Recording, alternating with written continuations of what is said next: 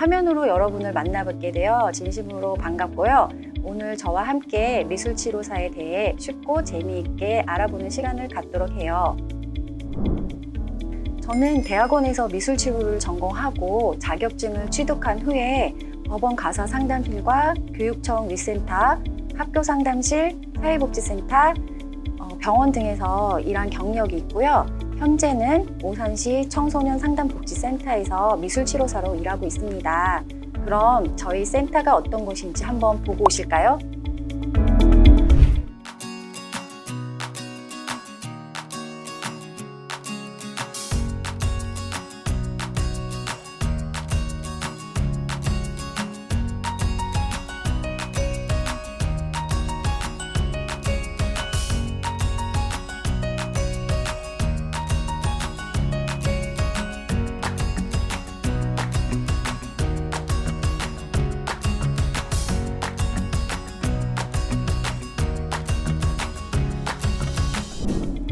이번에는 미술치료사에 관한 OX 퀴즈를 풀어볼 텐데요. 준비되셨나요? 첫 번째 문제는 미술치료사는 미술을 잘해야 할까요? 그렇지 않아도 될까요? 맞으면 O, 틀리면 X. 5초 시간을 드릴게요. 5, 4, 3, 2, 1. 정답은 X입니다. 미술치료사가 미술을 잘해야 된다는 질문을 많이 받는데요. 사실은 미술치료사는 미술이라는 매체를 가지고 상담 기법을 통해서 아이들의 마음을 알아가는 거기 때문에 미술치료사가 미술을 잘할 필요는 없습니다. 하지만 저는 사실 미술대학을 나온 미대생이었거든요. 근데 사실 조금 도움받는 부분도 있어요. 어떤 데 도움을 받았냐면 미술이라는 매체를 다양하게 다뤄보고 또 전문적인 분야를 공부했기 때문에 아무래도 매체 다루는 게 비전공자에 비해서 조금 능숙하게 자연스럽게 적용할 수 있었던 것 같아요. 그런 부분은 미술 전공자로서 도움이 되는 부분이었던 것 같아요. 하지만 미술치료사가 반드시 미술을 잘해야 한다라는 법은 없습니다. 그렇기 때문에 미술을 못해도 도전할 수 있어요. 두 번째 문제 내드릴게요. 두 번째는 미술치료사는 그림만 보고도 그 사람의 마음을 잘 안다. 맞을까요? 틀릴까요? 정답이 맞다고 생각하는 친구들은 O, 틀리면 X를 표시해 주세요. 5초 시간 똑같이 드리겠습니다. 5, 4, 3, 2, 1, 땡. 정답은 X입니다. 미술치료사가 그림만 보고 그 사람의 마음을 다 알 거라고 대부분 알고 계시는데요. 사실은 그림만 보고 1대1로 분석하는 것들 굉장히 위험하거든요. 왜냐하면 사실 제가 그린 그림도 1대1 그 분석표에 의해서 해석을 하다 보면 이상한 사람이 되기도 하거든요. 그래서 그런 오류를 범하지 않기 위해서는 종합적인 그림 검사 외에 다른 검사를 실시한 후에 전체적으로 이 아이의 특성을 탐색하고 파악하고 소견을 내는 것들, 그런 것들이 참 중요하다고 생각합니다. 그래서 결론은 미술치료사는 그림만 보고 모든 걸 알 수 있다는 정답은 X였습니다. 3번 문제 나갑니다. 미술치료를 받으려면 미술에 소질이 있거나 재능이 있어야 할까요? 아닐까요? 정답이 맞다고 생각하는 친구들은 O를, 아니다 생각하는 친구들은 X를 만들어주세요. 5초 시간 드리겠습니다. 5, 4, 3, 2, 1, 땡. 정답은 X입니다. 오늘 세 문제를 냈는데 모두 정답이 X였어요. 미술치료라는 것은 내담자가 미술 실력이 좋아서 그 실력을 평가하려는 것이 절대 아니기 때문에 미술이라는 매체를 통해서 자신의 감정이 흐르는 대로 따라가는 거기 때문에 편안한 마음으로 내 마음이 끌려가는 대로 매체를 활용해서 내 마음을 표현하는 것이라고 편하게 생각하면 좋을 것 같습니다.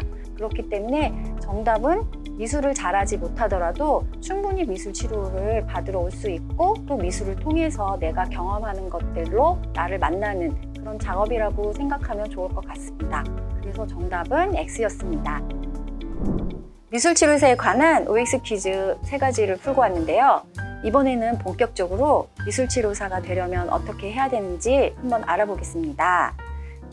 우리나라의 미술치료사는 사실은 다 모든 자격증이 민간 자격증이에요. 그래서 국내에 미술치료사와 관련된 자격증이 한 600여 개가 된다고 하더라고요. 그 중에서 이제 조금 공식력 있는 거는 학회 자격증이라고 볼 수 있고요. 또 미술치료사가 되기 위해서는 대학이나 대학원에서 미술치료를 전공하거나 아니면 심리나 상담 쪽 분야에서 전공을 하고 나서 그 이후에 미술치료 자격증을 취득하고 미술치료사로 활동하시는 분들도 계세요.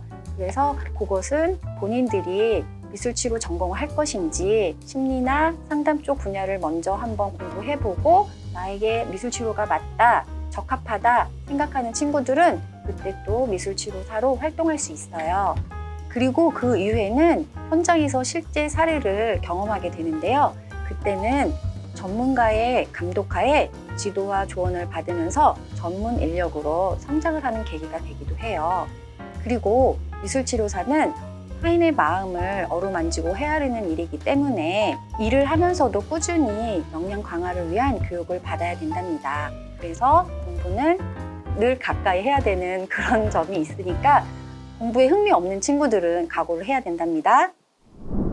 이번에는 미술치료사로 일하면서 보람됐을 때를 말해드리려고 해요. 아무래도 미술치료사라는 직업은 마음이 아프거나 아니면 문제 행동이 유발되거나 하는 친구들이 방문을 하게 되는데요. 그 행동이 개선되거나 긍정적으로 변화가 있었을 때 굉장히 많은 보람을 느끼고 있습니다. 그래서 제가 구체적으로 이야기를 드리자면 학교에 가기 싫어서 등교 거부가 심했던 친구가 있었는데 미술치료를 통해서 자신감도 많이 얻고 용기가 생겨서 학교에 등교를 하기 시작했고 학교 생활을 잘한다는 이야기를 들었을 때 매우 기분이 좋았고요. 또 하나는 학생답지 않은 행동 때문에 경찰서에 왔다 갔다 하는 친구들이 있었거든요. 근데 그 친구가 미술치료 하면서 저도 내심 이 친구가 변화가 있을까? 반신반의했었는데 확실히 미술 매체를 통해서 마음을 열다 보니까 그 친구가 나중에는 자신의 꿈을 찾고 그 꿈을 이루고자 열심히 노력하는 모습을 보았을 때 매우 뿌듯함을 느꼈습니다. 또 하나는 표정이 어둡고 우울해서 집에 혼자 있는 게 쓸쓸하고 외롭고 하는 친구가 찾아왔었는데요. 그 친구의 마음을 위로하고 공감해주고 말벗이 되어주고 미술 매체를 통해서 본인의 부정 감정을 표현하다 보니까 자신에 대해서 조금 생각하는 기회가 되었고요. 나중에는 굉장히 쾌활하고 명랑한 친구로 저한테 인사를 하러 왔을 때 정말 보람을 느꼈습니다. 그리고 마지막으로 또 한 가지 더 생각나는 일이 있는데요. 할머니신데 손녀를 데리고 오셨어요. 스마트폰 요즘에 많이 보잖아요. 이 손녀도 스마트폰에 많이 빠져서 유튜브나 게임에 많이 몰입이 돼 있었는데요. 그 할머니께서 걱정 많이 하셨지만 이 친구와 미술 치료를 통해서 행동을 좀 수정하는 방법으로 우리가 쭉 진행을 하다 보니까 이 친구가 나중에 부회장까지 됐다고 하면서 할머니께서 저한테 문자도 보내주신 적이 있거든요.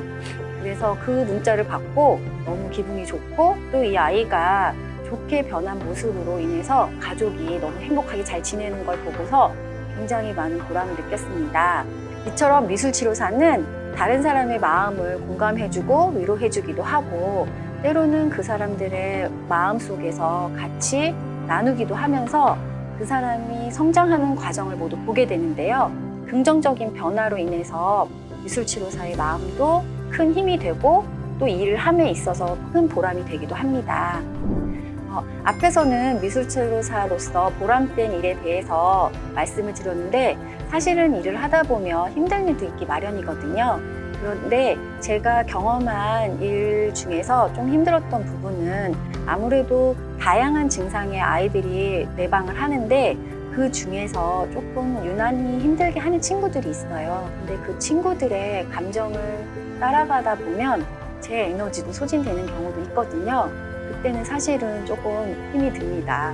미술치료사 일을 할 때 항상 나의 마음도 건강하게 유지할 수 있도록 취미생활을 갖던가 아니면 내가 기분 전환을 위해서 드라이브를 한다거나 책을 본다거나 좋은 음악을 듣는다거나 해서 나의 마음도 돌보는 시간이 꼭 필요하답니다. 앞에서 말씀드렸다시피 미술치료사는 마음을 다루는 일을 하기 때문에 미술치료사의 마음이 늘 건강하면 다른 아이들에게도 긍정적인 영향을 미칠 수 있거든요. 그래서 마음 건강을 위해서 나만의 시간을 갖는 게 필요하다고 생각해요. 그래서 제가 지금 메디방 페인팅이라는 어플을 소개하면서 우리 친구들이 가정에서 손쉽게 나의 마음을, 감정을 어떻게 건강하게 유지시켜 줄 수 있는지를 살펴보려고 해요. 그럼 메디방 페인트에 대해서 알아보도록 할게요. 어플을 다운받으신 다음에 이렇게 들어가 봅니다.